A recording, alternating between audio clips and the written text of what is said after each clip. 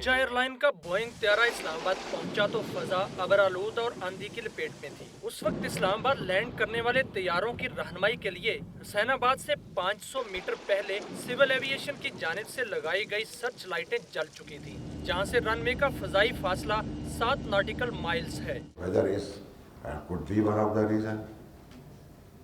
There could be other reasons also, so we have to investigate. मैं ऐसे बोल दूं कि जी उसका विंग निकल गया होगा, ये निकल गया होगा उसके साथ।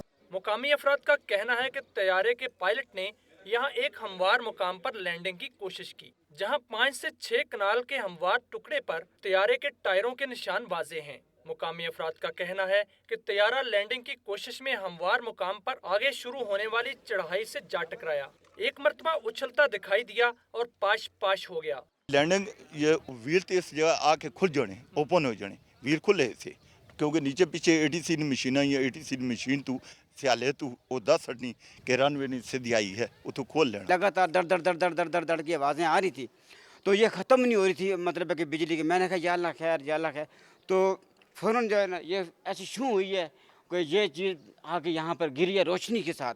कुछ माहिरीन कहते हैं कि खराब मौसम की वजह से पायलट से रनवे के तयन में गलती होने का इम्कान मौजूद है।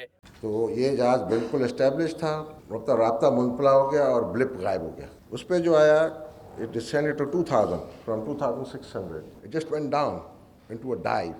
And what happened in this period, that has to be investigated. Why we went into down. अक्सर माहिरीन के नजदीक हादसे की वजह खराब मौसम बना। तैयारा हुसैनाबाद के मुकाम पर इंतहाई नीची परवाज पर था। पायलट ने यहां हवा के दबाव से निकलने की कोशिश की, लेकिन नाकाम रहा और तैयारा एयर प्रेशर के बायस कंट्रोल से बाहर होकर जमीन से जा टकराया।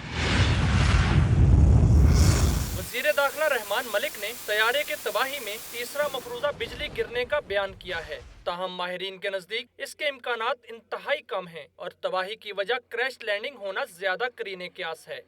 इस्लामाबाद की हदूद में दूसरा फिजाई हादसा सिविल एविएशन की कारकर्दगी पर सवालिया निशान है।